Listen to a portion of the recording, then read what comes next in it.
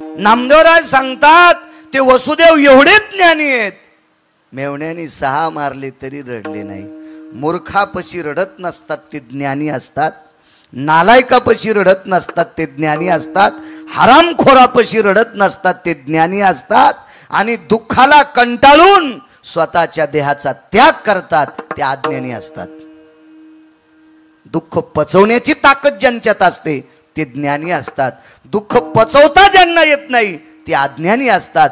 दुःख पचवण्याची क्षमता वसुदेवात आहे, म्हणून नामदेवराय ज्ञानी म्हणतात. न करीच शोक वधिता बालक नामा म्हणे ज्ञानी आहेत. मग पिता ज्ञानी आहे, आई पुण्यवान आहे. मग या दोन्ही गोष्टी असताना यशोदेकडे जगाचा बाप का गेला?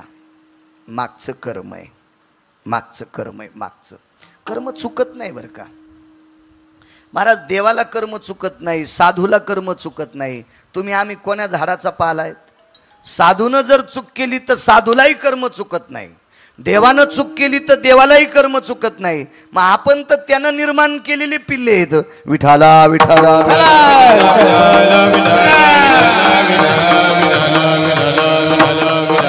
विश्वाच्या मालकानं एका किराताचं पोरग मारलं. ते भजन करत होतं, भजन करत होतं. हे नेहमी सांगायचो. वशिष्ठाच्या कोर्टातला न्याय चुकला. महाराज वशिष्ठांची चूक काढायची गिरगावकराची काय लायकी, काय पात्रता आहे, माझी काय लायकी पुराण सांगते. अनावधानानं वशिष्ठांच्या मुखारविंदातून एक वाक्य पडलं, शूद्र कोणीतरी तप करतंय. त्याच्यामुळं अयोध्येत पाप झालं आणि अयोध्येत एक 11 वर्षाचा मुलगा एका महाराजांचा मरण पावला. असा वशिष्ठाचा न्याय झाला. आणि भगवान मर्यादा पुरुषोत्तम रामचंद्रांनी ते बाण भातोडं घेतलं, तो तीर काढला आणि त्या शूद्राचं तप करीत बसलेलं, भजन करीत बसलेलं पोरग मारून टाकलं. खरं तर हे 11 वर्षाचा मुलगा हा अयोध्येत मरण पावलाच नव्हता, तो त्याच्या मामाच्या गावी मेलता. पण पंचनामाच केला नाही ना. आपल्याकडे पंचनामा करण्याची पद्धत आहे डिपार्टमेंटमध्ये. वशिष्ठाने न्याय निकष लावून द्यायला पाहिजे होता की हा मुलगा मृत्यू कुठं पावलाय.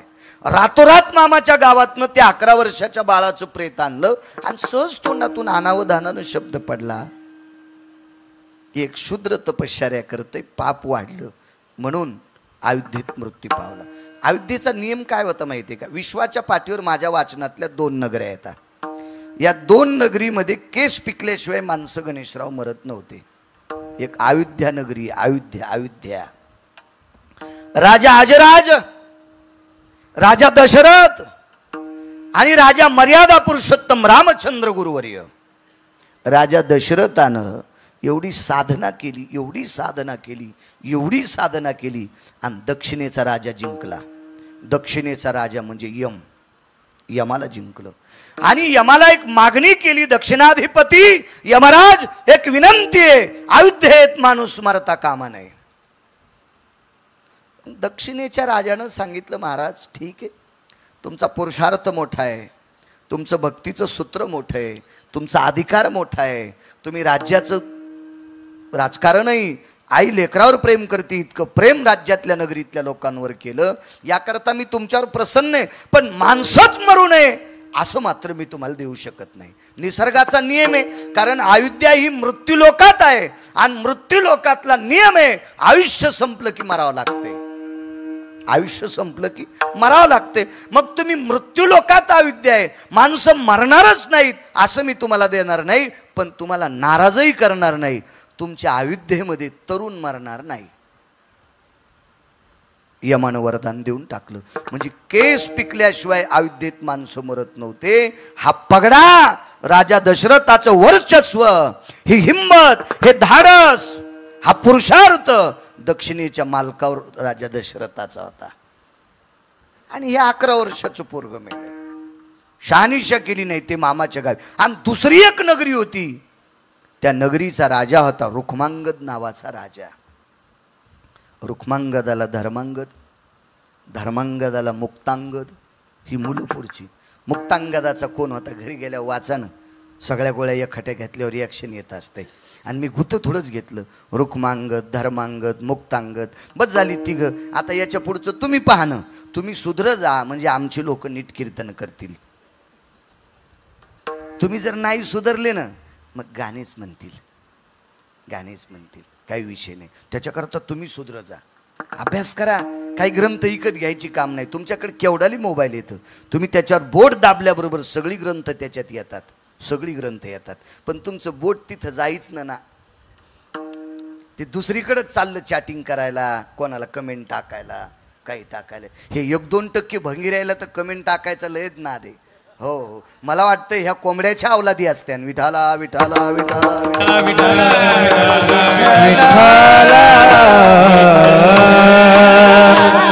काही गरज नसतं. मला असं वाटतंय पक्वाद्याला त्यानं बोलावं की ज्याला पक्वादातलं कळतंय. ज्याला ढोलकीची अक्कल नाही त्यानं पक्वाद्याला कशाला कमेंट टाकायची. नरकाला जाशील हरामखोरा. वारकरी संप्रदायातल्या गायकाला त्यानं बोलावा ज्याला निदान वारकरी संप्रदायाचं धोरण आहे त्याला. ज्याला लोकनाट्यातल्या गाण्याची अक्कल नाही त्यानं वारकरी लोकांना नाव ठेवायची कशाला कमेंट टाकतो भंगिऱ्या. खालून संसार पेटन तुझा. एखाद्या महाराजालाच टाकतील, एखाद्या कोणाला बसण्याला टाकतील, एखाद्या कोणालाच टाकतील. नाही म्हणे तो महाराज नालायके. अरे ते महाराज नालायके, तो भजन्या नालायके, ते पक्वाद्या नालायके. या तिघायला कमेंट टाकू नको. या तिघायला बलिणारा हरामखोर आहे. त्याला जाऊन हाणणं. बाबाजी पाप करणाऱ्याला जे बोलीत का ते हरामखोर असते. पाप करणाऱ्याला नाव ठेवू नका. पाप करणाऱ्याला जे बोलीत का ते हरामखोर असतात. कशाला यायलाच करायला लागलास तू आगावपणा.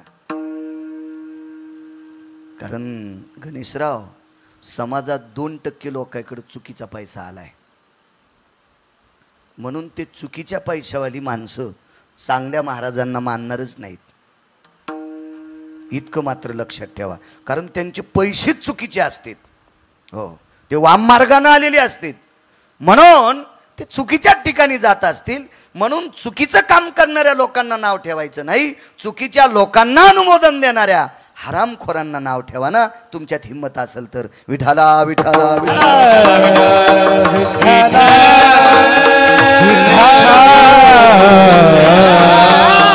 राजा रुक्मांगद आहे. हरिदिनीचं पुण्य, काल हरिदिनी झाली. एकादशीच्या पुण्याईच्या बळावर यमावर पगडा कमवला आणि दक्षिणेच्या राजाला सांगितलं, खबरदार माझ्या नगरीतला माणूस मेला तर. दक्षिणेचा राजा यम रुक्मांगद राजाच्या पायावर लोटांगण घालतून विनंती केली, तुमची सुद्धा नगरी मृत्यू लोकात आहे. माणसं मरणार नाहीत असं देणार नाही. माणसं मरतील पण तरुण मरणार नाहीत इतकं देऊन टाकतो. 2 नगऱ्या, 2 अजून वाचनात आहेत, ऐकण्यात आहेत 2.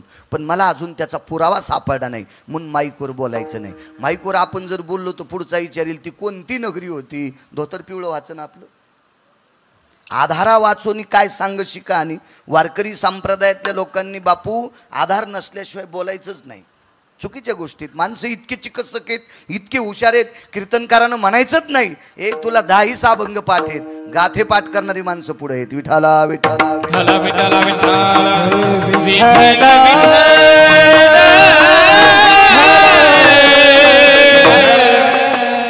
आणि न्याय चुकला. महर्षींचा न्याय चुकला. प्रभू रामचंद्रांनी बाण मारला. बाईनं प्रेत दारात आणलं. वेगात सांगतो, सारखी रडत होती. सुमंतानी पाहिलं, बाईला विचारलं. बाईनं मांडी खालचा बाण काढला आणि सुमंत प्रधानाला दाखिला, प्रधानजी या नगरीचे मालक राजा रामचंद्र, मर्यादा पुरुषोत्तम सीतापती दशरथ नंदन कौशल्यानंदन रामचंद्रांनी माझ्या बाळाला मारलं. बाई बाळाला पेटून दे. येते प्रधानजी, पेटून देऊन येते, त्याबद्दल दुमत नाही. मला माहिती आहे मेलेली माणसं मशानात नेत असतात, पार्थिव मशानात नेत असतात, याचं मला ज्ञान आहे प्रधानजी. पण एकच विचारायचंय, या नगरीच्या राजाने माझ्या मुलाला का मारलं? त्यानं काही चूक केली ती का? एखाद्या स्त्रीकडे बघून वाईट शब्द वापरला का? तिच्याकडे डोळे वटारले का? तिला अपशब्द बोललाय का? तिच्यावर हात उचलला का, एखाद्याची वस्तू उचलली का, चौर्यकर्म केलंय का, निषेध कर्म केलंय का, धर्माच्या बाह्यकृत्य केलंय का?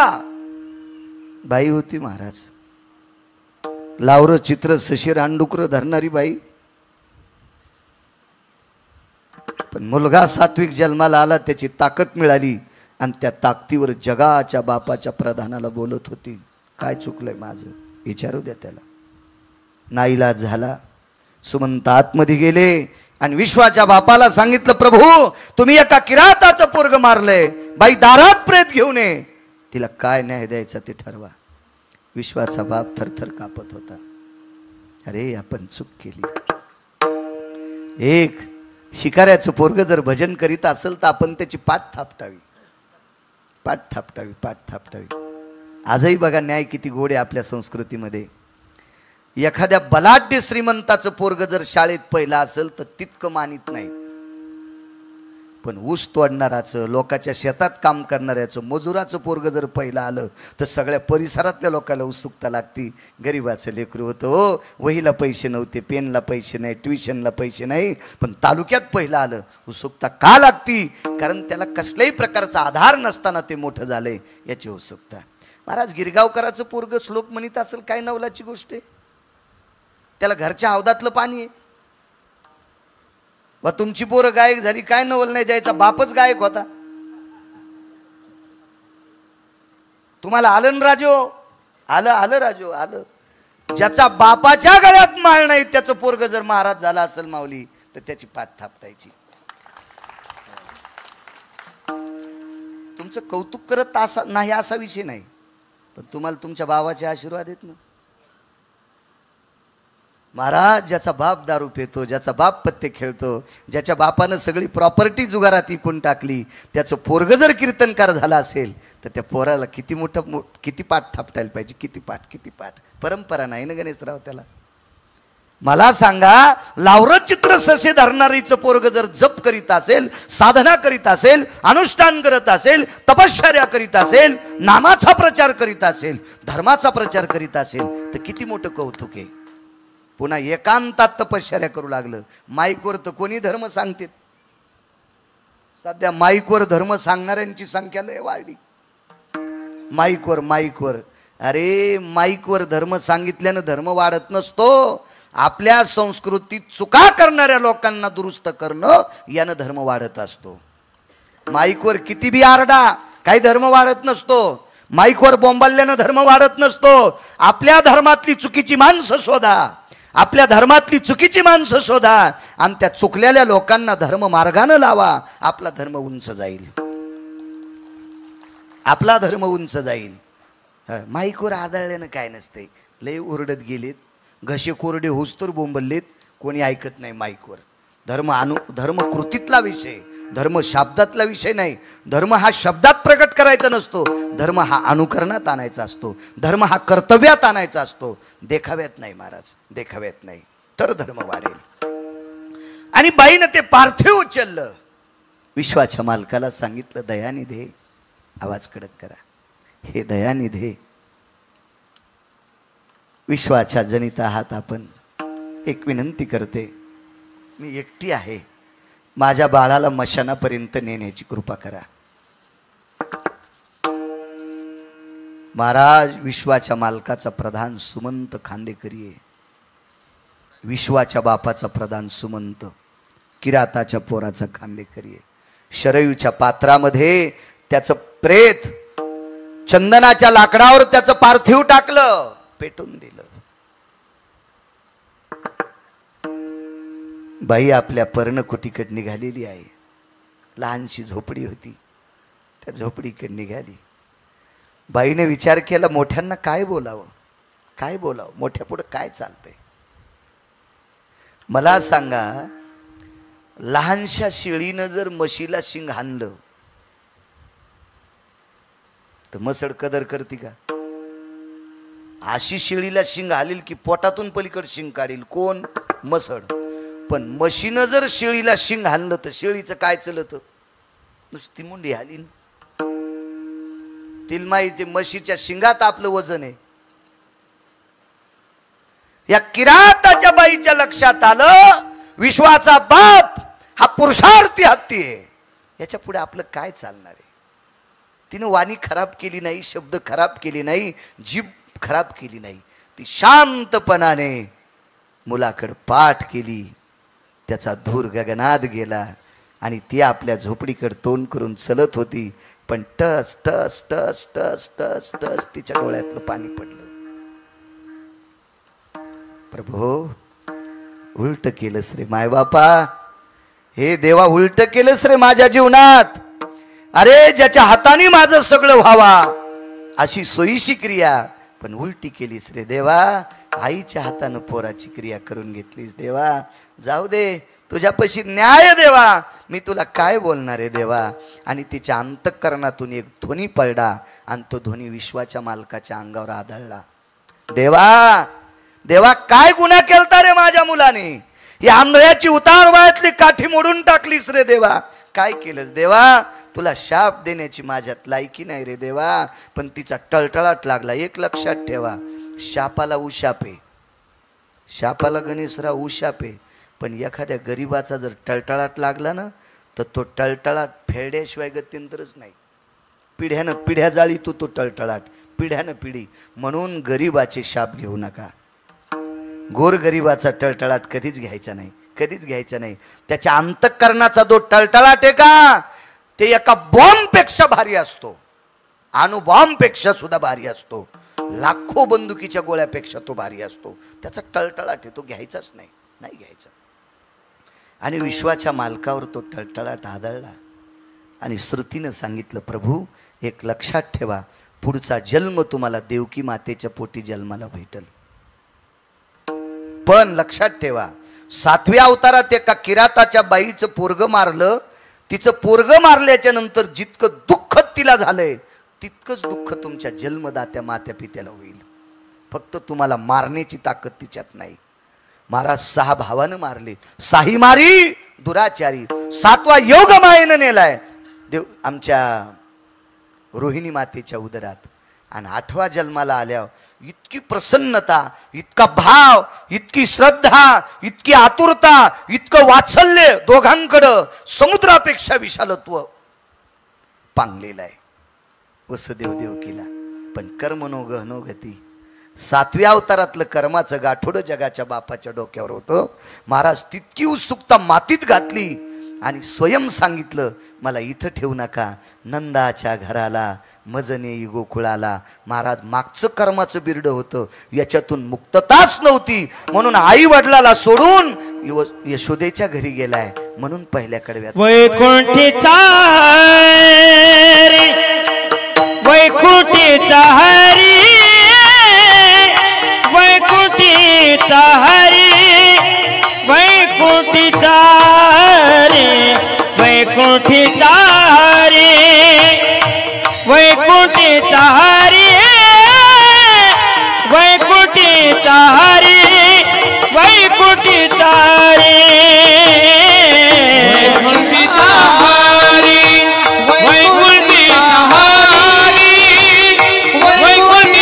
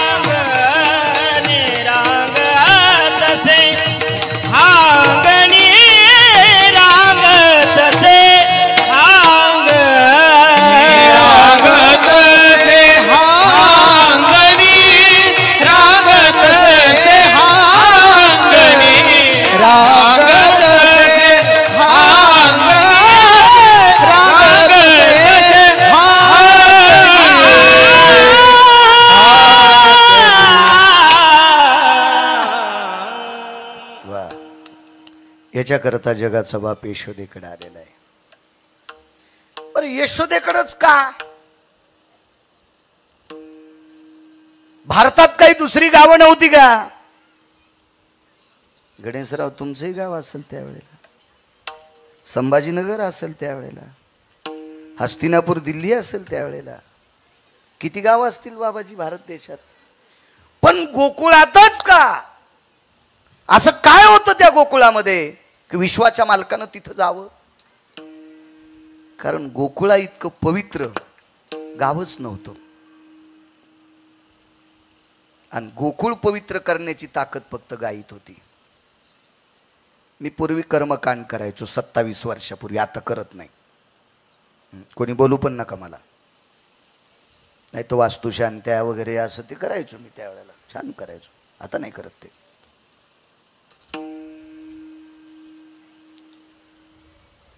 तर मी ज्या घरची वास्तुशांती करायला गेलो त्या माणसाला पहिलं सांगायचो की वास्तुशांतीच्या पूजेच्या दिवशी तुझ्याकडे एक गाय असावा. ते म्हणायचं महाराज दक्षिणा काय घ्यायची ते घ्या, पण ती गायीचा कुळा माग लावू नका.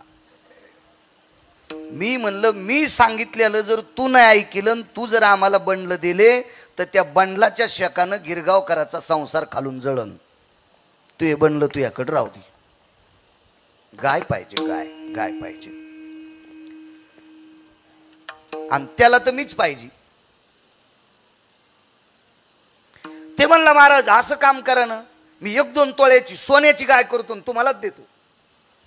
मी म्हणलं तू केलेली सोन्याची गाय आमच्या घरात घुशी सोडीन आणि मग घर पाडून टाकील. सोन्याची नाही, गाय गायच पाहिजे. ते म्हणलं महाराज असं करू ना, तुम्हाला किती महाराज बोलवायचे तितके बोलवा, 100-200 क्विंटल तूप आपण यज्ञात टाकू. मी म्हणलं 100-200 महाराज जरी जाळेस यज्ञात तरी तुला घरात सुख भेटणार नाही. तुला गायच बांधावं लागेल. हो, हत्तीच्या सोंडेसारखी तुपाची धार जरी तो यज्ञात टाकलीस आणि गाय नाही बांधलीस ना, नाही म्हणे महाराज ऐका ना. मी म्हणलं शेवटी सांगू का तुला, तू या घरातली फरची काढून मला जरी पुरलं जित्तो गिरगावच्या बाळूला आणि वरी फरची टाकून स्वयंपाक करून खाल्लास तरी तू उद्धार नाही. तुला गायच बांधावं लागेल. शास्त्राचा दंडक आहे. पूर्वीच्या काळात असा कर्मशास्त्राचा सिद्धांत होता, घोडं पण पाहिजे होतं. पण एखाद्या वेळेस घोड्याला पर्याय सांगितले, गाय असली की बाकी सगळ्या गोष्टी संपल्या. गाय मात्र पाहिजे. एक छोटंसं वाक्य ऐका. आपण राहतो त्या वास्तूला एक गाय पवित्र करती. गुरुवर्य, एक गाय पवित्र करती. आपण राहतो त्या घराला, एका गायीत ताकद आहे. त्याच्यातल्या सगळ्या खोडी संपवायची, त्या जागेतले दोष संपवायची ताकद एका गायीत आहे. तर गोकुळात एकट्यात नंदाकडे 9 लाख गायी होत्या. जागा किती पवित्र असेल गणेशराव? किती पवित्र असेल जागा? किती पवित्र, किती पवित्र.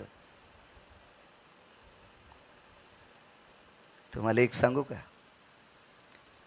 तुम्ही राहता संभाजीनगरला, पण इकडे कधी चक्करला आले, नुसत्या गायीच्या गोठ्यात जर जाऊन आले ना, गायीच्या गोठ्यात, तर 100 पंढरपूरच्या वाऱ्या केल्याचं पुण्य तुम्हाला प्राप्त होतं.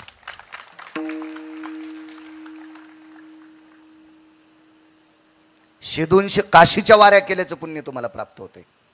एवढा मोठा गायीचा पुरुषार्थ, इतका मोठा गायीचा पुरुषार्थ आहे. तुम्हाला एक सांगू का, पैशानं गिरगावकर विकत घेताल, देव नाही घेता येत. काय म्हणायचं बाबा? पैशानं गिरगावकर विकत घेता येईल, देव घेता येईल का बाबा? बापू घेता येईल का? नाही घेता येत, नाही घेता येत. महाराज नंदराजानं गायीच्या पुरुषार्थानं देव विकत घेतला. पैशानं नाही, फक्त गायीच्या सेवेनं देव विकत घेतला. गायीच्या सेवेनं जगात सगळी काही गावं त्यानं पाहिली. महाराज वैकुंठ काय सामान्य वैकुंठ? एवढा नाही, सगळी अधिष्ठानं पाहिली, पण विश्वाच्या मालकाला तेच ठिकाण आवडलं, ते फक्त गोकुळ. कारण तिथं गायीच्या पदस्पर्शाने पुनीत झालेली माती होती.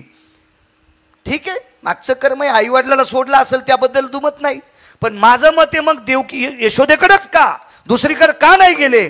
तर दुसरीकडे याच्याकरता नाही गेले की दुसरीकडे तितक्या गायी नव्हत्या.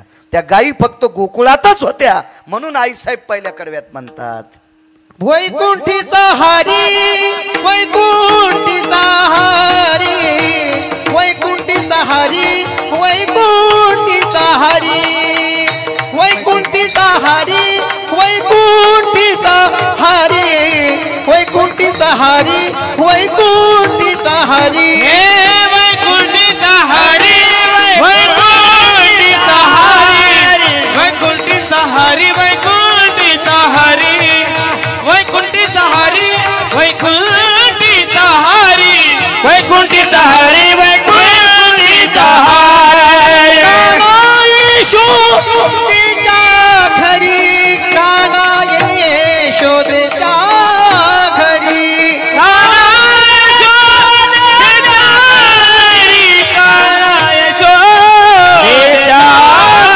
रांगत से हा रंगणी रांगत से हा अंगणी रांगत से हा अंगणी रांगत से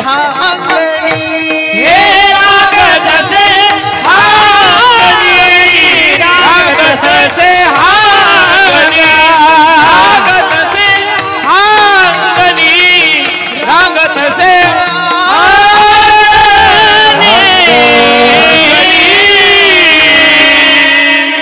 याच्याकरता गोकुळ स्वीकारलंय. बाबाजी गणेशरावांनी मी मागितली ती गाय मला दुधाची दिली असती, पण मला दुधाची न्यायची नव्हती, कारण मला दुधाकरता भरपूर पैसे आहेत. ती छोटीच कालवड का मागितली, मला तिला सेवा करण्याचा योग येतोय.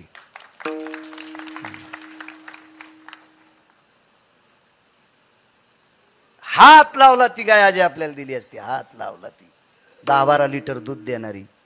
पण ते दूध विकून थोडे मला पैसे कमवायचे, माझ्या कोणते पैसे कमी गेलेत. म्हणून मी आणतानाही 7 कारोडीच आणल्यात. आता मला खूप वाढवायच्या होत्या, पण मला परिक्रमेला जायचे 2-3 महिने, म्हणून मी नंतर पुन्हा वाढविणार आहे. आणि छोट्या छोट्यात न्यायच्या, कारण त्या छोट्या चिमुकल्या त्यांचं आणि आपलं हृदयाचं नातं निर्माण होतंय, प्रेमाचं नातं निर्माण होतंय. पाहिल्याबरोबर वरी तोंड करतात. महाराज, आपण एखाद्या पाहुण्याला गावरान तुपातला शिरा खाऊ घाला आणि ते पाहुणा घरी गेल्यावर म्हणतो गावरान तुपातला शिरा खाऊ घातला, पण निघताना चहा कुठं पाजला. इतके हरामखोर पाहुणे आहेत आपले. म्हणजे गावरान तुपातला बदामाचा शिरा खाल्ला भडव्यानं आणि पुन्हा घरी गेल्यावर बायकोला म्हणला त्यानं शिरा खाऊ घातला, पण निघताना चहा प्यात नाही म्हणले. याला पिराला कापायला पाहिजे, हरामखोराला पिराला.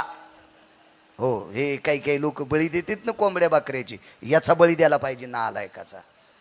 म्हणून हे रक्ताच्या नात्यातले सुद्धा बेईमान होऊ शकतात. अब्जावधीची संपत्ती बापानं पोरासाठी कमवली, ते पोरग सुद्धा बेईमान होऊ शकते. गाय नाही बेईमान होऊ शकत, नाही बेईमान होऊ शकत ती, नाही बेईमान होऊ शकत. गणेशराव, तुम्ही रातच्या 2 वाजता जरी गाईच्या गोठ्यात आले आणि गाई जर नाही उठल्या तर मरुस्तर कीर्तन करायचं नाही. इतकं प्रेम देणारी याती फक्त गाईची आहे, गाईची. नात्यातली माणसं एखाद्या वेळेस म्हणतील आले असतील, पडतील, झोपू द्या, सकाळी बोलू, सकाळी बोलू म्हणतील, सकाळी बोलू. गाय नाही, तात्काळ उठेल. संप्रदायातल्या सनातन संस्कृतीतल्या लोकांनी एका बाईला नवरा कसा भेटला, घोंगडी इतका गोरा. बरं, यांच्या मनात शंका आली, काऊन हसल्या, घोंगडी पांढरी नसती का? तुम्हाला सगळ्या काळ्याच घोंगड्या दिसतात का? पांढरी नाही का घोंगडी एखादी? पण तुमचं त्या काळ्याच घोंगडीवर ध्यान गेलं. घोंगडी इतका गोरा नवरा भेटला गणेशराव, पण सात्विक माणूस होता. त्या बाईच्या उभ्या आयुष्यात त्यानं कधीच बूट हरपून घरी आला नाही. कसा होता नवरा? घोंगडी सारखा. पण बाबा त्यानं एकाही दिवशी बूट हरपिला नाही. बूट कोण हरपित हे तुम्हाला मी सांगायची गरज आहे का? तुम्ही पोटकिडे आहेत त्याच्यातले, मी तुम्हाला सांगावं याची गरज आहे का? जीवनात कधी बूट हरपून घरी आला नाही. जीवनात कधी बायकोला वाट पाहायला वेळ लावली नाही. जीवनात बायकोला माहेराला जाताना कधी तुटकी चप्पल दिली नाही. जीवनात बायको माहेराला जाताना कधी फाटकी साडी नाही. जीवनात कधी बायकोला या पोटाची खळगी भरण्यासाठी किराण्याची अडचण येऊ दिली नाही. नवरा कसा होता माहिती आहे? घोंगडीसारखा. कसा रंग आहे नवऱ्याचा? घोंगडीसारखा. महाराज इतकी जीवनात त्याच्या सुखसोयी होती म्हणून ती पतिव्रता स्त्री त्याला पांडुरंगा इतकी, बाबाजी त्याला भगवान शिवजी इतकी मानित होती. पण शेजारणीच्या पोटात डबा उठला. तुम्ही अजून बी लक्षात घ्या, शेजाऱ्याच्याच पोटात डबे उठत आहेत म्हणून आपले घर पेटत आहेत, नाही तर तसा जाळच होत नाही घरात. शेजाऱ्याने इस्तू टाकल्याशिवाय घरच जळणत कोणाचीच. हे दुसऱ्याच्या इस्त्यानंच घरं जळत आहेत. मला असं वाटतंय शेजाऱ्याचा इस्तू आत येऊ नये म्हणून आपण असा वाला पडदा टाकला पाहिजे की त्यानं आपल्याकडे फेकल्यावर त्याच जळालं पाहिजे. पण त्यानं इस्तू टाकल्या आपलं जळा म्हणून इकून तुम्ही भुसकट ठुलं, राखेलच्या कॅनी ठेवल्या म्हणून आपलं जळायलं. ते राखेलची कॅन म्हणजे दुसऱ्याचं ऐकिने, राखेलची कॅन म्हणजे दुसऱ्याचं ऐकून आपलं घर जाळणे. दुसऱ्याचं ऐकायचंच नाही याला म्हणायचं वल्ला पडदा लावला. त्या बाईने एके दिवशी सांगितलं, सकू काय बाई तू संसार करते, काय तुझा नवरा आहे घोंगडीसारखा काळा, काय काय काय येड्यावानी.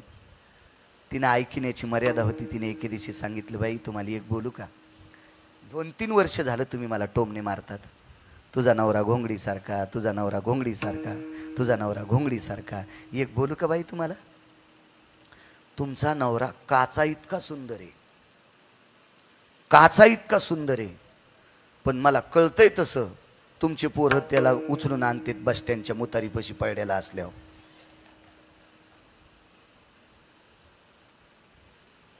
माझा असू द्या घोंगडीसारखा, पण दिवस माळवायच्या आधी आमच्या संसाराची काळजी करून घरी येतो. महाराज याला म्हणायचं पतिव्रता. तिची निष्ठा काही सांगू द्या, पण तिची निष्ठा तिच्या पतीवर होती, तितकी निष्ठा आपल्या धर्मावर असली पाहिजे, तितकी निष्ठा आपल्या संतावर असली पाहिजे, तितकी निष्ठा आपल्या संस्कृतीवर असली पाहिजे. भंगीर यायचं नाही ऐकायचं. हे सांगणारे कानात शिस वाटणारे नालायक कुंटालानं जन्माला येतील, पण आपले कान त्यांच्या हातात द्यायचेच नाही. विठाला विठाला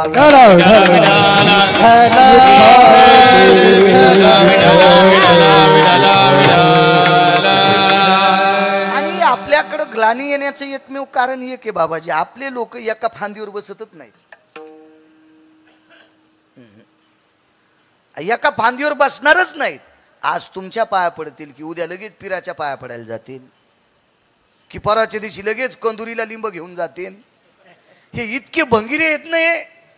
त्याच्यामुळं नेमकं यायला कोणता देव यांच्याकडे येईल त्या देवाला पण पंचायत पडती. हा जाऊ द्या मी झोपतो तेव जाईन, तेव देव म्हणतो जाऊ द्या त्या दिवशी तिकडे गेलतं ना मी राहतो तेव जाईन. एका येत नाही, याचा भोगा होतोय. आपल्याला सवय लागली. इथंच नास्ती परण लभ्यते. मी रात्री सांगितलं, दोन्ही पेवावरी ठेवू जाता हात होय अपघात शरीराशी. 2 जागेवर हात ठेवले आपलं शरीर थांबते का? कोणती एकच फांदी धरा, आपुला तो एक तेने विन जीवा. 17 जागेवर. किती नालायकपणा, किती नालायकपणा. आषाढ महिन्यामध्ये लक्ष्मी देवीची पूजा करत असतात. लक्ष्मी देवीची पुराणाचा निर्णय, तुकोबाराय पुराणाला मानतात, पुराणाचा सिद्धांत आहे. लक्ष्मी देवीची आषाढ मासात पूजा करतात. त्या देवीला जात असताना पाण्याचा तांब्या आणि त्या पाण्याच्या तांब्यात लिंबाचा डाखळा. लिंब हे लक्ष्मीचा अधिष्ठान आहे. लिंब हे आयुर्वेदाचा अधिष्ठान आहे. लिंब हे हजारो रोग दूर करण्याची ताकद कडुलिंबात आहे. म्हणून त्या लिंबाचा ओला डाखळा त्या पाण्यात ठेवायचा, जगदंबेच्या दर्शनाकरता जायचा आषाढ महिन्यात. आणि आषाढ महिन्यात रोगाची लागण जास्त होत असते. दलदलीचं वातावरण असतं, पाणी दूषित होत असतं, बऱ्यापैकी पक्वान्न दूषित होत असतात. आणि म्हणून त्या देवीचं दर्शन घ्यायचं, त्या पाण्यात त्याच्यातलं काही पाणी त्या देवीला समर्पित करायचं आणि त्या लिंबाच्या डाखळ्याचा तो ती खालचा कोंब असतो ते त्याच्यात त्या पाण्यात असा घासत असतो आणि ते पाणी घरी लेकराला द्यायचं. शरीरात रोग प्रतिकारक शक्ती वाढते. तिला लक्ष्मी देवी म्हणतात. पण आता ह्या 10-20 वर्षात तोंडाचं सुख घेणाऱ्या नालायकानं तिला लक्ष्मी देवी न मानता तिला मर्याई नाव ठेवलं आणि तिला लिंबाचा डाखळा न नेता ढवळे लिंब नेले.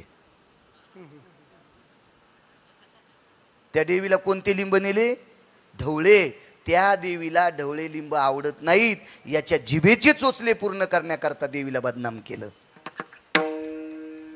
हो, आपल्याकडं सांगितलं नाही, शेंदरी हेंदरी दैवते कोण पूजी भूते घेते. जे आपल्या पोटाकरता भीक मागते ते देव आपलं कधीच कल्याण करू शकत नाहीत, कधीच कल्याण करू शकत नाहीत. म्हणून निर्णय असा घ्या, सात्विक देवांच्या पुढे, सात्विक संतांच्या पुढे आपलं मस्तक वाकवा. नालायक महाराजांच्या पण पाया पडू नका. त्याच्या पायातून पाप तुमच्या डोक्यात येईल आणि बंधा तुमचा संसार जळून जाईल. महाराज जे संप्रदायात निष्ठ आहेत अशा लोकांच्या पाया पड जा, की जेणेकरून तुमचं पाप जाळण्याची ताकद त्यांच्यात असते. कोणाचे नका पाया पड जाऊ, विनंती करतो तुम्हाला. विठाला विठाला विठाला यशोदेकडे का आपल्या प्रत्येक देवता अग्नीच्या मुखातून जेवत असतात, अग्नीच्या मुखातून. एक माहित असावं गणेशराव तुम्हाला, आपल्या जुन्या काळातल्या बायका चुलीवर स्वयंपाक करायच्या. आता काळ गॅसचा आलाय, मी त्याच्या विरोधात बोलणार नाही. कालाय तस्मै नमा, त्याच्या विरोधात नाही बोलणार. काळ आला, काळ आला. महाराज पूर्वीच्या काळात बाळांतीन जर डिलिव्हरीचा पेशंट असेल तर बैलगाडीमध्ये तालुक्याला जायची परिस्थिती होती. आणि काही काही रस्त्यानं अशा गाडीवाटा होत्या बाबाजी की त्या गाडीवाटानं बैलगाडी चलत नव्हती, म्हणून बाजावर त्या स्त्रीला ठेवीत आणि त्या बाजाला दांड्या लावीत. प्रेत नेतात का प्रेत, असं त्या डिलिव्हरीच्या पेशंटला खांद्यावर हॉस्पिटलपर्यंत नेत. तो काळ सांगतोय, तो काळ. आता शेळ्या पायी पायी जाईनत बाजारात. आता शेपुड्या टेम्पूत चालल्या. आता तर बाया कस काय बैलगाड्यात जाते मला सांगा. काल आहे तस्मै नमा, मी काय विरोधात बोलणार नाही. काळ आला, काळ. पूर्वीच्या काळात चुलीवर स्वयंपाक करायचा, आता गॅसवर करतात. मला काही त्याच्या विरोधात बोलायचं नाही, पण शक्य असल्यास आजही चुलीवर खाण्याचा प्रयत्न करत जा. आजही खेड्यापाड्यात राहणाऱ्या लोकांनी कोपऱ्यात एक चूल मांडलीच पाहिजे. किमान ज्या दिवशी भाकरी केल्या त्या दिवशी चुलीवर करत जा. ज्या दिवशी वांगे भाजायचे त्या दिवशी गॅसवर नका भाजी जाऊ. ते वांगे त्या चुलीच्या आहारात कोची जा ना. हो, त्या चुलीच्या आहारात अग्नीत भाजलेले वांगे तुमचा जठराग्नी शुद्ध करू शकतात. निदान इतकं खाचं शिका ना, शिका, खाचं शिका. ज्याच्याकडे 10-5 एकर जमीन आहे त्यानं पुण्यातलं दूध खाऊ नका असं म्हणणार नाही, पण ज्याच्याकडे 10-5 एकर जमीन आहे त्यानं जर 2 गायी पाळल्या तर त्याला काय धनुर्वात आलाय का. पण 25 एकर जमीन काळीची असताना बी उंदीर धरल्या आणि ती पुडी आणतो. महाराज दूध प्या. मी म्हणलं बोके आहे का मी हे दूध प्यायला, हे तूच पी आणि तू आंघोळ कर यानं पुन्हा. हो, बोके आहेत का आम्ही आम्हाला त्याच्यातलं दूध पाजा. घरच्या गाईचं खाचं शिका, म्हसाड पाळा, गाय पाळा, शिका ना. हा, जरा जरा शेणाचं टोपलं उचलायचं शिका जा ना. गाईचा गोठा झाडून काढायचं शिका ना. तुम्ही कुठंच वाकणत बसताना अग ग ग, उठताना अग ग ग, कमरात वेल्डिंग, मानात वेल्डिंग, फर्यात वेल्डिंग, बगलात वेल्डिंग, हात वाकणात आणि झोपताना पासाभर गोळ्या खाऊन झोपायलात. उठल्यावर बी गोळीच खालात, मग दात घासायलात. हो, ॲसिडिटी झाली, वरण खाल्लं, स्टो पेटलाय पोटात तुया स्टो. जलोशील गोळ्या 2-3 खाल्ल्या. जलोशील गोळ्या खाऊच नको, त्याचं पिठलंच करून काय. हो, 2-4 भाकरी कर जलोशील गोळ्याची, तुझी ॲसिडिटी कायमची जाईल. कामं करायचं शिका ना. 500-500 एकरवाली माणसं येडा करायला शेतात जात होते. आता 1.5 एकर जमिनीवाला 10.5ला दात घासी तू, जसा याचा आजा मंत्री आहे. हा, मोकार सोसायटीचा अध्यक्ष हरामखोर कुठला, 10.5ला दात घाशी तू. तुला ज्यानं बायको दिली त्याचं नशीब फुटलंय, त्यानं तुला पोरगी दिली. नालाय का, तिचं नशीब पालथं. तू यासारखा सुंब्या भेटलाय तिला. विठाला विठाला विठाला विठाला विठाला विठाला. हे उद्योगंवर धमते लक्ष्मी. माणसानं काम केलं पाहिजे. आपण कर्मभूमीवर आलोत झोपण्यासाठी नाही. झोपीनं जर आयुष्य वाढलं असतं तर आजगराची संख्या जास्त झाली असती. हे मोठा लोक मोठे होतेत ना, हे खाली बसल्या बसल्या दिल्लीतल्या लोकांचे हे वाभाडे काढतात हे नालायक लोक. अरे त्या लोकांना झोपा नाही ता, रात्रंदिवस ते लोक बेजार आहेत बाबाजी. तेव्हा ती लोक मोठे होतेत. आणि हे उगेच आपले हे दुसऱ्यावर जळणारी माणसं. नाही, काम करायचं. आपण जितकं काम करू तितकं मोठे मोठे होत राहू. चला, चुलीवर स्वयंपाक असायचा. टिकल्यावाल्यांनी जुन्या सासूला विचारा, आजच सासूला विचारा कशी पद्धत होती जुन्या काळात. जुन्या काळातली बाई जर भाकरीला बसली किंवा चपात्या करायला बसली, ती बाजरीची असेल, गव्हाची असेल, ज्वारीची असेल, मकेची असेल, उडदाची असेल, कळण्याची असेल, मिसळ्याची असेल, ही आंबाडीच्या त्या पिळ्याची भाकरी असेल, ह्या भाकरी करायला बसलेली जुनी बाई रुपया एवढी भाकरी करीत होती. आधी 8 आण्यासारखी रुपयाच्या नाण्यासारखी एक भाकरी करायची, ती तयाव टाकायची. ती भाजली की ती भाकरीचा ती छोटीशी भाकरी चुलीत टाकायची, 2 थेंब पाण्याचे टाकायचे आणि अग्नीला नमस्कार करायची. म्हणजे सर्व देवता तेवढ्या चिपट्यानं जेवायच्या. आणि तितक्या चिपट्याचा आशीर्वाद किती होता माहिती आहे का? हे अग्नी नारायणा, माझ्याकडनं तुला नैवेद्य रे. अश्विनी कुमार तृप्त व्हायचे आणि त्या घरात त्या लोकांनी त्या चुलीवरचा स्वयंपाक खाल्ल्यावर एकाचंही पोट दुखत नव्हतं. या सर्व देवतेची कृपा होती. कारण आपण जे कमवतो ना त्याच्यातला प्रत्येकाचा भाग प्रत्येकाचा ठरलेला आहे. प्रत्येकाचा भाग.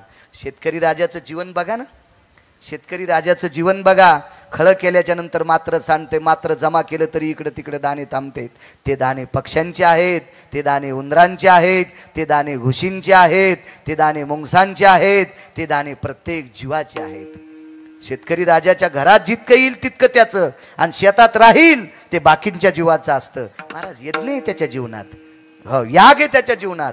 त्याच्या जीवनात नाना प्रकारच्या यज्ञाची सिद्धांत आहे. म्हणून मी सांगतोय, ज्याच्या वाट्याला जमीन असेल तो भारत देशातला राजा असेल.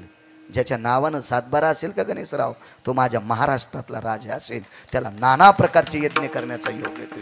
अहो त्यानं ज्वारी पेरली, चुकून पक्षी त्याच्या ज्वारीचे कंस खातात. त्यानं गहू पेरले, सांडलेल्या ओंब्या उंदरं खातात. महाराज नाना प्रकारच्या जीवाचं पोषण करणारा शेतकरी राजा आहे. चुकून एखाद्याची गाय मसड आली, 10-5 आळा शेती खाईल. एखाद्याचा बैल आला, 10-5 कंस तो खाईल. कारण त्याच्या जीवनात कायमस्वरूपी यज्ञ असतो. तो फक्त शेतकरी राजा असतो. तो शेतकरी राजा. शेतीवर प्रेम करा. महाराज अग्नीची कृपा झाली आणि अग्नीनं त्या स्त्रीला सांगितलं, काय देऊ? एकच दे. देव माझ्या पोटी जन्माला यावा. आणि अग्नी देवाकडे गेला आणि देवाला सांगितलं, देवा मी त्या बाईवर प्रसन्न आहे. तिनं अग्नीची साधना केली आणि तिनं सांगितलं, देव माझ्या पोटी जन्माला यावा. भगवंतानं सांगितलं, अग्नी एक लक्षात ठेव, तिच्या उदरातून जन्माला यावा तिचं इतकं पुण्य नाही, पण तुझी तिनं साधना केली म्हणून तिला मी निराश होऊ देणार नाही. पोटातून जरी नाही जन्माला आलो तरी तिला गोकुळात जन्म भेटेल. तीच यशोदा. आणि तिच्याकडे 11 वर्ष 53 दिवस. वाक्य नीट ऐका, पुराण सांगते 11 वर्ष 53 दिवस तिच्या पोटातून जरी जन्म नाही घेतला तर जन्मदात्या मायबापाला सोडून 11 वर्ष 53 दिवस तिच्याकडे राहीन. तिचं नाव यशोदा आणि ती गोकुळात. म्हणून जनाबाई पहिल्या कडव्यात म्हणतात, वैकुंठीचा हरी, वैकुंठीचा हरी, वैकुंठीचा हरी, वैकुंठीचा हरी, वैकुंठीचा हरी, वैकुंठीचा हरी. त्याचा सिद्धांत पुढे सांगतो. तोपर्यंत विठोबा रखुमाई, कुमारी रखुमाई, रखुमाई,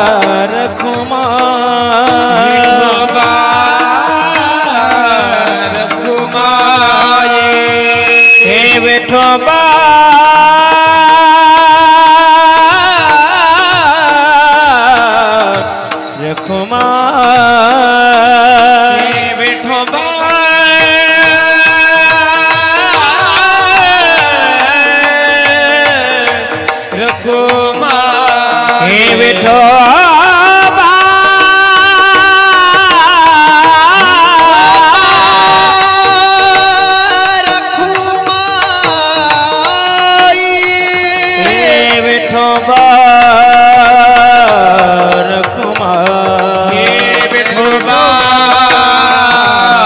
रखुमाई, हरि जय जय, हरि जय जय, जय जय जय जय विठोबा रखुमाई, हरि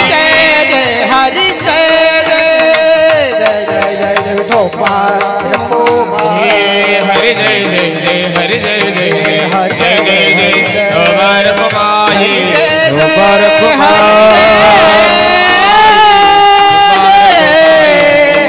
विठोबा रखुमाई, विठोबा रखुमाई.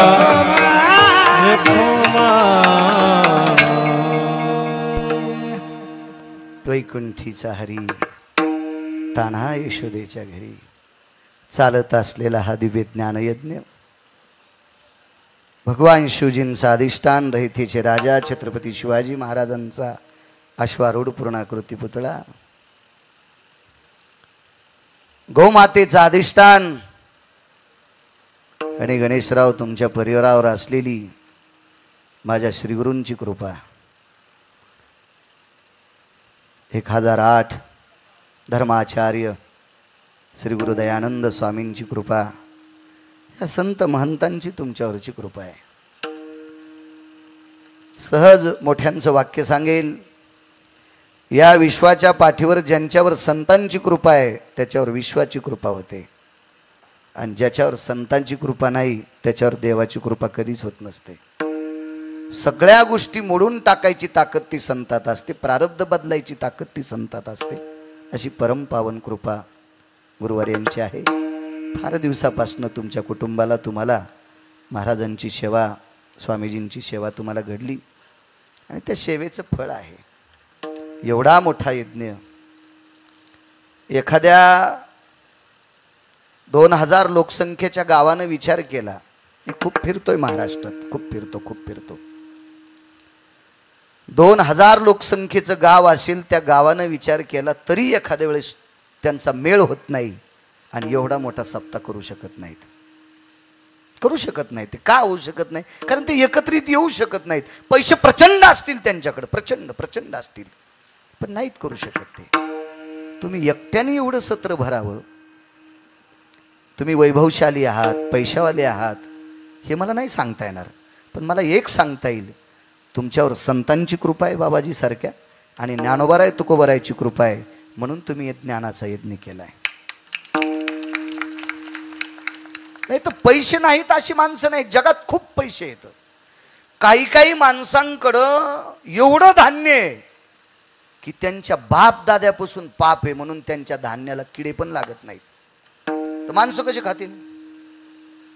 त्यांच्या गव्हा ज्वारीला औषध न टाकता किडे लागत नाहीत. म्हणजे किड्यांनी सुद्धा विचार केला याचे गहू खायचे नाही, किड्यानं सुद्धा विचार केला याच्या ज्वारीला खायचं नाही, कारण ते पुण्यच नाही ना. महाराज नुसते हाती उठवी काग. काही माणसं इतकी निर्दयी असतात की भरक्या हातानं कावळ्याला सुद्धा उठीत नाहीत. त्याला वाटतं आपले कण जर उडाले तर कावळ्या खाईल. कारण आपल्या जीवनात काही दातृत्व घडायचं असेल तर त्याच्यासाठी पुण्य लागतं. आपल्याच्याने एखादी सेवा घडायची असेल तर त्याच्याच्यानं पुण्य लागतंय. मी फार दिवसापासून मनात विचार करत होतो, पैसे आहेत माझ्याकडे, मी माईकवर सांगतोय, किती कॅमेरे आहेत पुढं, मी का कोणाचे खिशे कापले का, कुठं डाका टाकलाय, कुठं काय केलंय, काय जस्ट त्याचा माणूस हा प्रारब्धान मोठा होत असतो, काय जस्ट त्याचं प्रारब्ध आहे, त्याला काय विचार नाही. इकत आणलेली बैल बांधून वैरण खातेत आणि देवाला सोडायला कठाळ्या. कोणाची मका खातो ते? नशीब घेऊन आला आणि कठाळ्या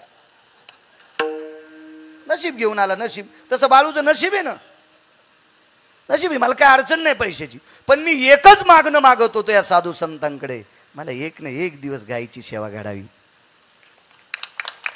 एक ना एक दिवस गायीची. मी माईकवर उल्लेख करणार नाही, पण माझ्या अंतकरणात कितीतरी मंदिरांसाठी सुद्धा मी पावत्या गुप्त फाडल्या. मला त्याच्यातही समाधान नव्हतं, कारण जगात मंदिरं बांधणारी माणसं खूप आहेत. तिथे गिरगावच्या बाळूची गरज नाही. पण मला एकच लक्षात येत होतं, तू 10-5 गायी पाळ आणि त्या गायीची सेवा करून मर, इतकीच माझी अपेक्षा होती. आणि ती मला देव माझी पूर्ण करत राहा लागलेला आहे. आणि बाबाजी तुमच्यासारख्याच्या सर्व संतांच्या आशीर्वादानं गायीची सेवा जास्तीत जास्त करण्याचा योग माझ्या जीवनात यावा, इतकंच मला जाता जाता आशीर्वाद द्या.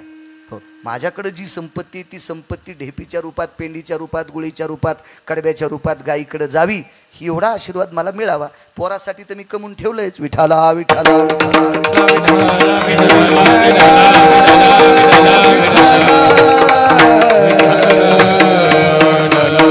आणि ते पुण्य अनायाशे. तुम्ही कीर्तनकार नाहीत गणेशराव, तुम्ही भागवतकार नाहीत, तुम्ही शिवपुराणकार नाहीत, तुम्ही रामायणकार नाहीत, तुम्ही एखादा प्रवचनकार नाहीत, तरी पण काही नसताना तुम्हाला गायीची सेवा घडते, हे तुमच्या वाडवडिलांचं पुण्य आहे. आणि अशीच सेवा घडत राहो आणि त्या सेवेच्या पुण्याईनं आपण प्रपंचातली माणसं आहोत, आपण भरकी माणसं आहोत. संसारातली माणसं चमचा भरू की टोपलं भर चिखलानं भरलेली असतेच. कोणी टोपलं भर, कोणी गाडी भर, कोणी ट्रॅक्टर भर, कोणी रेल्वे भर, पण चमचा भर का होत नाही इतक्या पण चिखलानं आपण भरलेली आहेत. केवळ कारण आपण संसारातली माणसं आहोत.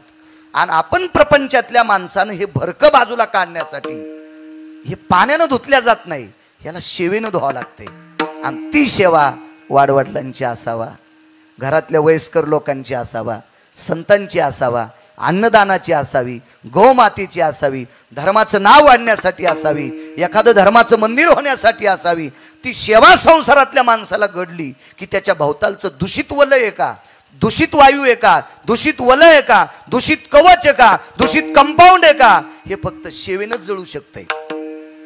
हे फक्त सेवेनं जळू शकतंय. संतांची सेवा असेल, धर्मांची सेवा असेल, नामाचा प्रचार असेल, गौमातेची सेवा असेल, वाडवडिलांची सेवा असेल. मी नेहमी सांगत असतो, ज्या बाईचे मालक कपाळावर कुंकू आहे तिनं नवऱ्याचं दर्शन दिवसात एकदा घेतलं पाहिजे, तरच तिला महाराजाच्या पाया पडायची लायकी आहे. नवऱ्याच्या पाया पडत नसल आणि महाराजाच्या पडत असल तर तिच्या पापानं महाराज धोत्रा सगळं जळण. तिची लायकीच नाही महाराजाच्या